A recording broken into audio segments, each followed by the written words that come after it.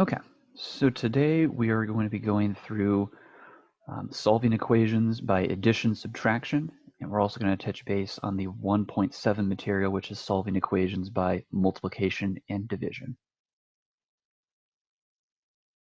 Again, I think these go hand in hand pretty well, so that's why we're going to touch base on using both of them at the exact same time as we go through this lecture. So before we do that, we are going to go into a couple of go through a couple definitions of these things as we're going to be working with them in this entire section. So I'm going to zoom us in here a little bit. So our main definitions that we're going to go through and cover with this, because now we're solving equations and we're going to have variables showing up in here. So our main definition of a variable is a symbol that represents an unknown value that may vary, essentially meaning this thing has a number value, we don't know what it is, and we are going to solve for it, hence the section name. So we generally write these out as using the American alphabet, X, Y, A, K, Z, M, N. It doesn't really matter what we want to set or label a variable to be.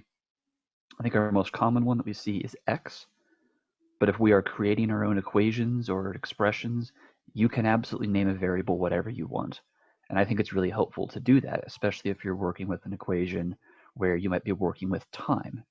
Let's say instead of having time be X, we could have time be T, kind of match the letter to the unit that we are working with if you'd like to do that. But again, all a variable is a placeholder for being an unknown, which is where we get some of the ones where, okay, we have the Greek alphabet, we've got theta, we've got alpha, we have rho, we have sigma, we have delta.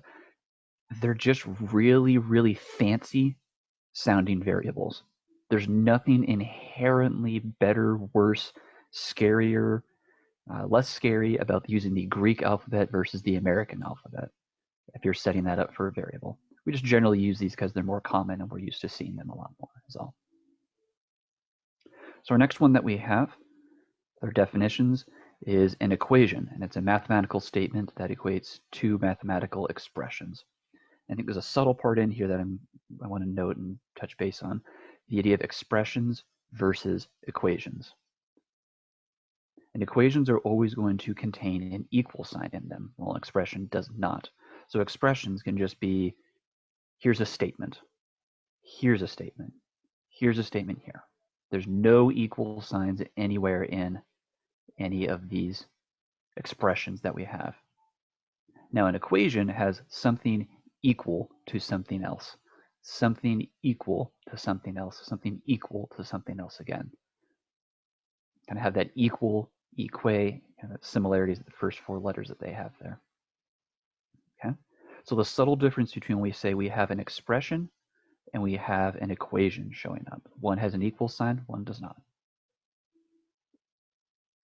So when we are working with equations, something equal to something else, we can get solutions showing up. We have our definition of a solution here, a numerical value that satisfies the equation. It's essentially, we're trying to find a value that makes this entire equation true, and that's our main goal that we're looking for. If we find a solution, so when variables in an equation are replaced with a solution, let's say we just plug in a number, a true statement is produced if it is what we refer to as a solution. If a true statement is not produced, then that numerical value is not a solution. This is essentially when we go back through and we are checking our answer. If I get a true statement showing up, then that number that I have for a variable is the correct answer. If I plug in that number for the variable and I don't get a true statement, then that number is not a solution. Okay? And again, I want to make this note and this warning to everyone because this happens pretty much every single quarter that I've taught this class. It is impossible to find a solution to an expression. So going back up to what we have up here, if I were to give you guys the expression x squared plus x minus 28, there is no way you can find a solution to this because we do not know what this is going to equal to. So if there is no equal sign in our original expression and somehow, some way, shape, or form you get down to x equals something, you've done something wrong. Okay? The solution is only possible when we are working with an equation. So we need that equal sign in there to be able to find an actual answer to these things. So a couple examples of showing this, whether we have a solution or not. So there might be a couple problems on the homework, and I know there's some in the book if you guys are looking through any of the book problems at all, which is worth doing if you want some extra practice. We'd be asked something to the effect of, is 7 a solution of 2x plus 3 equals 17? So our method for doing that, well, I'm just going to take 7, and I'm going to plug it in for x, just like we have here. And from here, we would simplify the left-hand side down. So again, simplify, that's the buzzword of, I'm going to use PEMDAS. 2 times 7 is going to give us 14. 14 plus 3 is going to give us 17. Excuse me. We get the statement 17 equals 17. This is a true statement, which tells me that 7 is a solution to this equation. Now, following the same pattern that we have over here, the same idea, is 8 a solution to x plus 6 equals 13? Okay, so I have an equation, so I can plug this thing in. I plug it in, I get 8 plus 6, simplify the left side down. 14, well, 14 is not equal to 13. Therefore, 8 is not a solution to this equation. A true statement was not produced here because 14 is not equal to 13. So when we're asked to determine is something a solution, we're just plugging it in for that variable and then seeing is the left side equal to the right side. If it is, great, it's a solution. If it isn't, then it's not a solution. Okay. So then we have our definition of equivalent solutions. Our definition we have here is 2 equations are equivalent if they have the exact same solution set, i.e. the same answers. So essentially we're trying to ask ourselves, okay, are the 2 equations equivalent here? So I have an equation, x minus 1 is equal to 4, and x is equal to 5. So is this set of solutions equivalent to this set of solutions? And we look at both of these, we could go through and when we get to these other parts, we can go through and solve this and find that 5 is the only solution to the first equation, as well as the only solution to the second equation, which tells us that these 2 equations are equivalent to one another. They are written differently, but they are equivalent. We can think of the idea of equivalency as if I had a fraction. If I have 1 over 2, that's a half. It's very similar, it's equivalent to if I had 2 over 4. Well, that's also 1/2. It's just written in a different way. So we have that similar setup here, just showing up with equations is all. Okay? So we'll look at another example with this. Let's say we have the equation y squared is equal to y, and y is equal to 0. So for our first equation that we have here, 1 and 0 are solutions to that equation. I could plug in 1 for both sides, and I'll get the same answer. I could plug in 0 to both sides, and I'll get the same answer. So 1 and 0 are solutions to the first equation. If I look at the second one, it should say 0. 0 is the only solution to the second equation. It's an error on my part there. But if I plug in 0 into this equation, I would get 0 equals 0. If I plug 1 into this equation, well, 1 equals 0. That doesn't work. So based on our definition of equivalent solutions, they have the exact same solution set, meaning they have all of the exact same answers. So both of these have one answer in common of 0, but this first equation has 1 as an answer, the second equation does not. So these solution sets are different, meaning that these 2 equations are not equivalent to one another. Okay? So this is generally something that we would do after we've gone through our process that we're going to go through here now in a minute. Okay?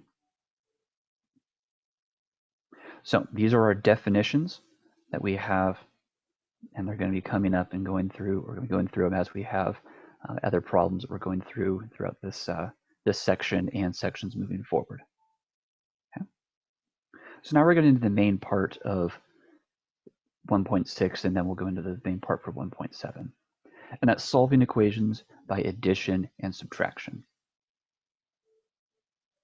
So the main part that goes along with this, adding or subtracting the exact same quantity to both sides of an equation does not change the solution set, meaning I can add something to one side of the equation, and if I add something to the exact opposite side of the equation, then I have not changed what this value, this equation, the solution set is going to be. So it works with addition. Our general example that we have here is, what if we start with, we have the statement A is equal to B.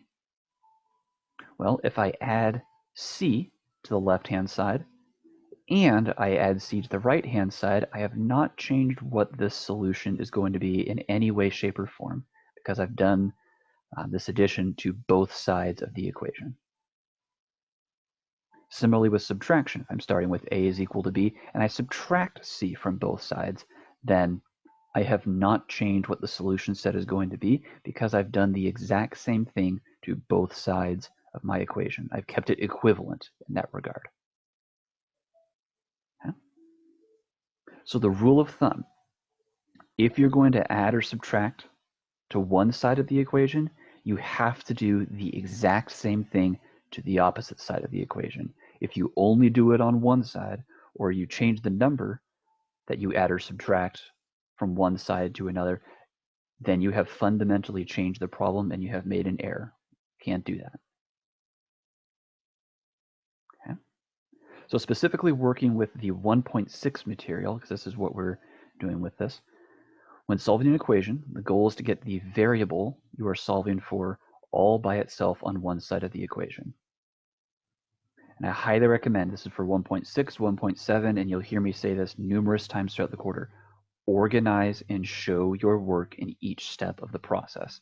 I'll go through both of these examples on another page here, but I cannot emphasize the importance of showing your work. Numerous times I've had people come to me and say, use this first equation as an example. I can't figure out how I got this problem wrong. And all they do is show this original problem and an answer. And there's nothing I can do to go back and help you find where your error showed up. 3/4 of the time when I'm asking someone to, or I'm helping someone with a problem, it's a matter of just going back and tracing your work and seeing what did or didn't get calculated correctly. But again, organize and show your work in all of these steps as you're going through this process. Okay. So I'm going to work with our first equation that we have here, and I'll work with our second one. So I'm going to jump us over to the whiteboard, but these are the two equations that I'm going to be going through and solving for on that other page. Okay.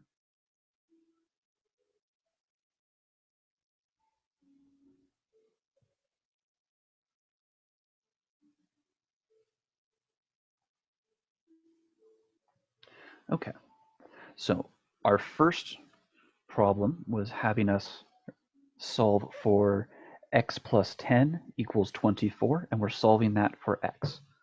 So we're just going to start with writing this thing out here. Adjust my screen here so I can write this a bit better. Here we go. So we're told x plus 10 is equal to 24. Okay. Now again, our overall goal for this section, I want to get the variable all by itself on that side.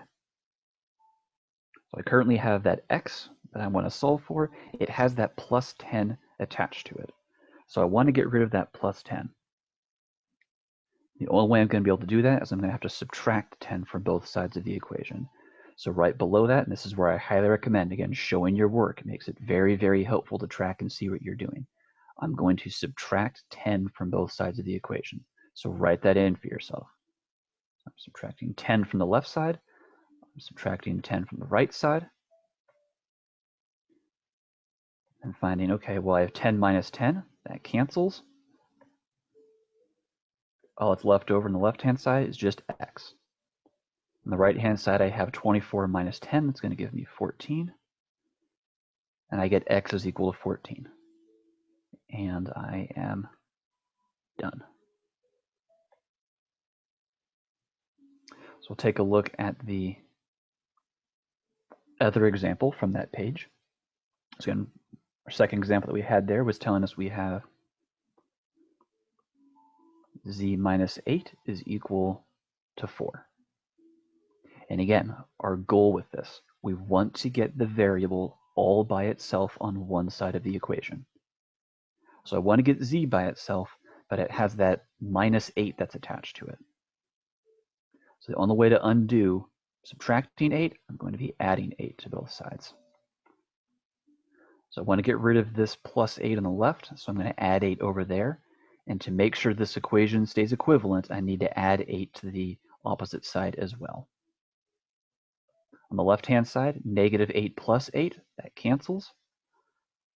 And I'm just left with z. On the right-hand side, I get 12, or I'm going to get 12. 4 plus 8 is 12. We get our answer there. So we find that z is equal to 12. Okay.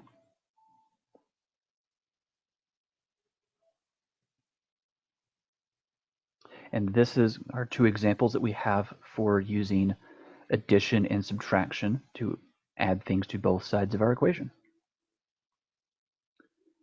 So I'm going to jump us back to our notes at this point in time.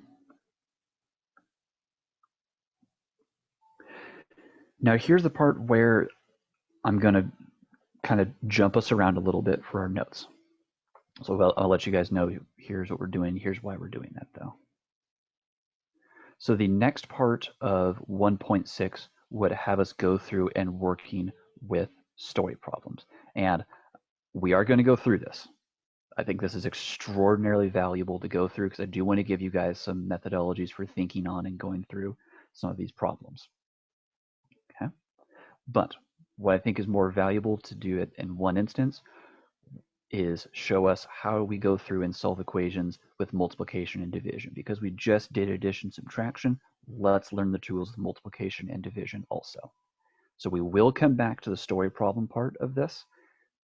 Depending on the time, that might be tomorrow, but we will come back to it and touch base on the story problems because I do want to give you guys information regarding this because there's some really good stuff in there.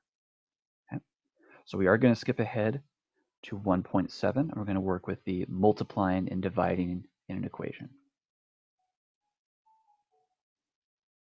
Okay.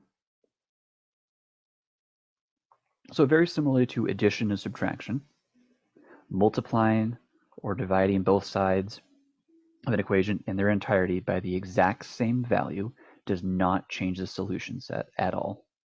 So very similar to addition subtraction. If I'm starting with an equation and I multiply both sides of the equation by a value, then I have not changed the number of solutions or what the solutions are at all in this problem. So if I'm starting with the equation a equals b, and I multiply both sides of that equation by c, then I have not changed this equation in any way, shape, or form. It is still an equivalent equation to what I started with.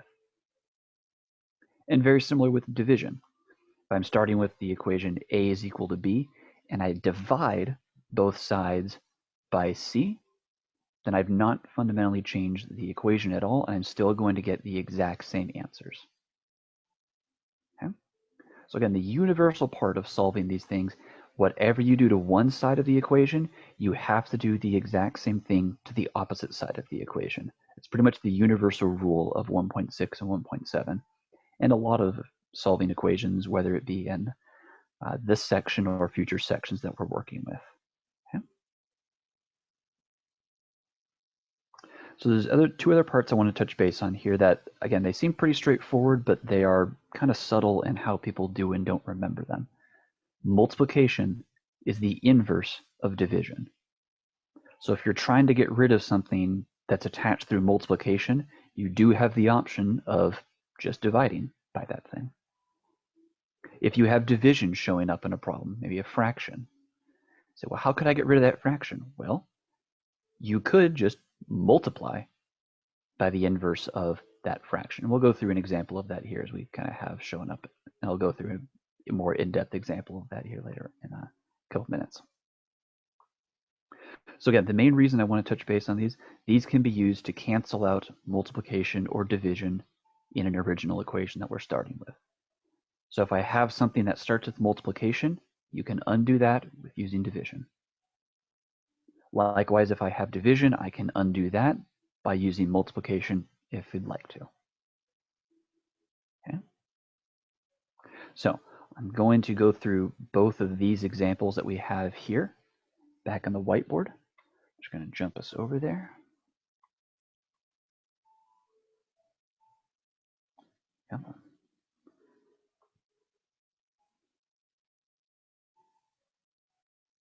Okay.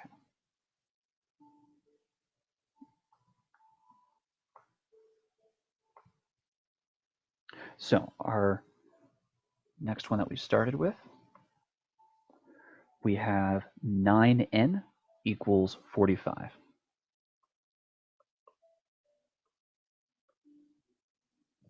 Okay.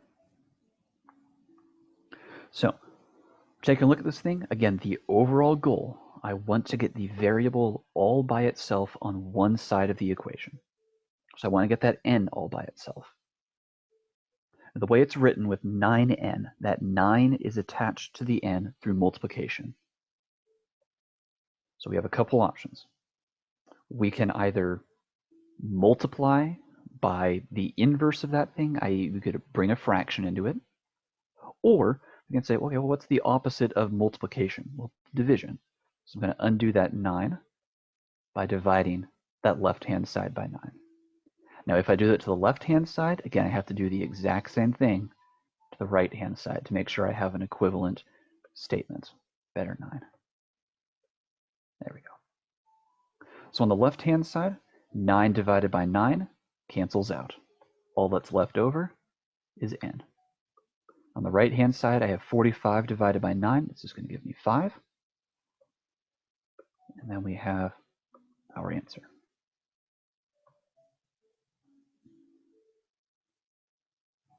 And the last one that we had, I'm actually going to do this one down below because there's two ways that we can, well, no, we'll just go through it this way. So we're starting with a over 3 is equal to 12. And again, we're solving this thing for a.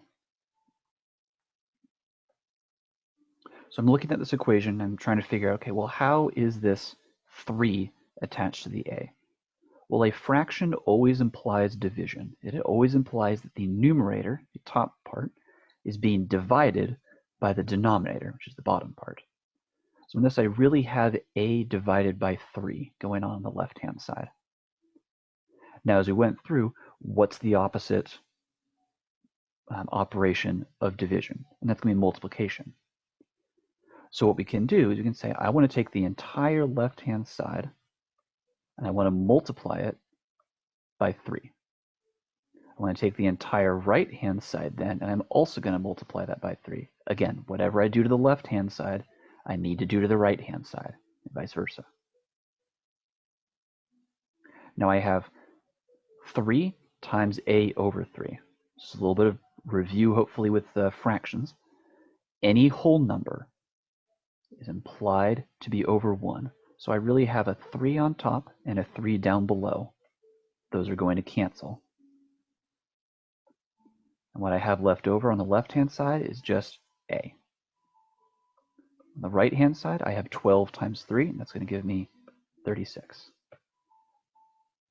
Nothing else I can do, so I have my answer there. Okay. Now, alternatively, so I'm just going to put a little start here. The rainbow one actually looks pretty cool. Might use that a bit more. So I just want to give you guys an alternate method if you would like to use this for problems with fractions showing up or with division showing up. Again, you do not have to do it. It's just another method at your guys' disposal if you would like to use it. Okay? So we're starting with our same equation that we had here. And some people, myself included, from time to time, like to rewrite this so we do not have the variable at the very top of that fraction. We want to have a fraction and then the variable kind of separated out a little bit more. So we can rewrite this thing to instead be 1/3 times a is equal to 12. If we were to multiply 1/3 and a together, we would get right back to what we started with. This is just writing it in a different format is all. I think this is helpful, at least for me when I'm going through these. I think this is helpful, especially to get into and cancel that fraction out, because it kind of separates the raw number that we have here and the variable a bit more. And I think that's pretty helpful to see that, especially when we're trying to figure out what do I multiply or divide by to cancel things out. It's personal preference. You guys do not need to do this if you do not want to. But otherwise, let's continue solving this thing all the same. I have 1/3 a is equal to 12. So how could I get rid of this fraction? Well, really nice part with fractions. If we multiply by the reciprocal of that fraction, the reciprocal is just taking the fraction and flipping it upside down. We find that just like we had up in the top right corner, the 3's are going to cancel. Just left with an a.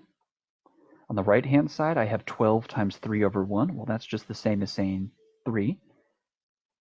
And we get 36.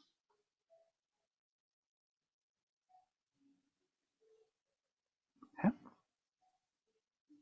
So again, just want to show you guys an alternative method that you can use to go through and solve these things. It is not required that you go through that process and do that, but it is an option that is available to you if you would like to do that. Okay. So those are a couple of quick examples of using each of these different methods that we have with addition, subtraction, and whatnot for these types of problems. I'm trying to make sure I've got this here. Yeah. Okay. And we will have instances where we are going to be bringing these things together and solving more problems with a lot more that's going on with them, where we might need to combine these things together, which is what we're going to go into here shortly. So I'm going to jump us back to our lecture notes. And again, we have story problems. If you're seeing that on the screen, yes, those are there. I am going to go through our more mechanical methods of going through these, but rest assured we will come back to story problems. I'm looking at the time and I don't want this lecture to go too particularly long, so it's probably going to be the case that we're going to go through story problems tomorrow.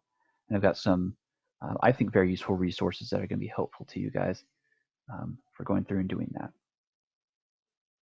And we'll go through examples with this to make that happen. But it's a generality. We're going to go into, here's our general equation, our general, I should say, process that I would recommend using for solving equations using addition, subtraction, multiplication, division that we just went through. Because again, we're going to be using all of these as we're solving problems in the future. Okay. So again, this is a recommended process. As you master this on your own, you may or may not make some adjustments to this as you see fit. But again, this is one that I'd recommend using if we need one to get started with these types of problems. Okay. So first and foremost, I have it as step 0 because it's amazing to me how many people do not do this, but I do want to mention it in here as an option that you can go with. So determine the, as I refer to it, the target variable you are solving for. So I've been given an equation. Am I solving for X? Am I solving for Y? Am I solving for Z? Am I solving for A? Figure out what you are solving for in this entire problem altogether. It's amazing how many people do not identify that and then just start doing things because they think it's right or because they want to. They want to have a purpose for why we're going through and actually doing any and all of these steps. So once we've determined that, my other recommendation, fully simplify both sides of the equation. And again, that simplify showing up in there, that's your buzzword for I should be using PEMDAS. So I'm only going to look at the left-hand side of an equation, follow PEMDAS just for that. Then look only at the right-hand side of the equation and just simplify that.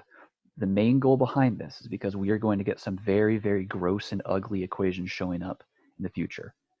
And it's much easier to add, subtract, multiply things to both sides if the left-hand side is as simplified as it can be and the right-hand side is as simplified as it can be, because otherwise it's a complete mess.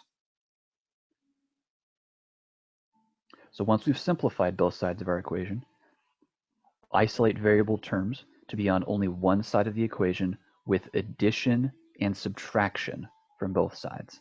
So start with doing addition and subtraction before you do any multiplication or division with this.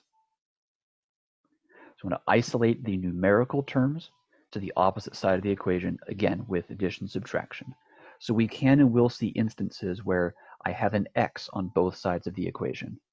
I do not want x on both sides of the equation. I want it only on one side.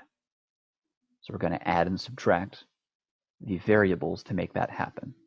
And as long as we are adding, subtracting the exact same amount, doesn't matter how we do that, or which one we cancel out. So I get all of the variables to one side of the equation, doesn't matter which one. And then I get all the number terms to the opposite side of the equation. And again, it doesn't matter which side is on, or if the variables are on the left or the right, or the numbers are on the numbers on the left or the right.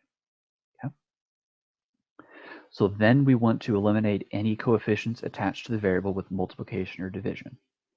So I get all the variables to one side, I get all of the numbers to the opposite side, and then get rid of anything else that's attached to those variables, which is going to be where we have multiplication or division showing up.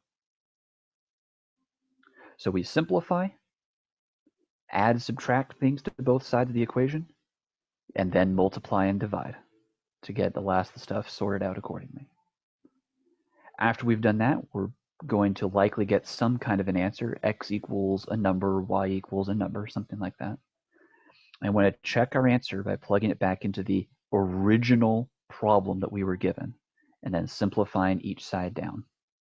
When you are checking your answer, you should be doing no addition, subtraction, multiplication, or division to both sides of the equation. All you're doing is PEMDAS on the left-hand side, and then PEMDAS on the right-hand side. If the two sides end up being equal to one another at the very end, we have a solution, we're good to go. If the two sides are different, then we don't have a solution, and maybe we made an error along the way. Or maybe this is kind of a weird equation that might not have a solution to it. There's some that do show up like that, but those are a bit farther on in our material that we have. Okay. So for the sake of, I'm looking at the time, and I do want to get to any questions that you guys have. And I don't think there's enough time to give story problems. They're just time in 10 minutes. I am going to stop the recording here. We are not done with the 1.6 and 1.7 material. Again, we are going to go through story problems. I'm going to walk you guys through these, primarily because I'll give you guys the heads up now. I like to give story problems on tests. So here's your warning of you are going to have story problems showing up moving forward on all the tests in this class. But again, I want to give us the time and the resources to go through our general process with solving these things. So we're going to go through story problems tomorrow. We'll go through a couple examples also of using all of these, this entire method to get some practice with that and see that in action as well. So I'm going to end the recording here, and I'll take any questions that you guys have over the material at this point in time, or any questions with the homework. And then we will go from there and finish the last of the actual lecture on this stuff tomorrow.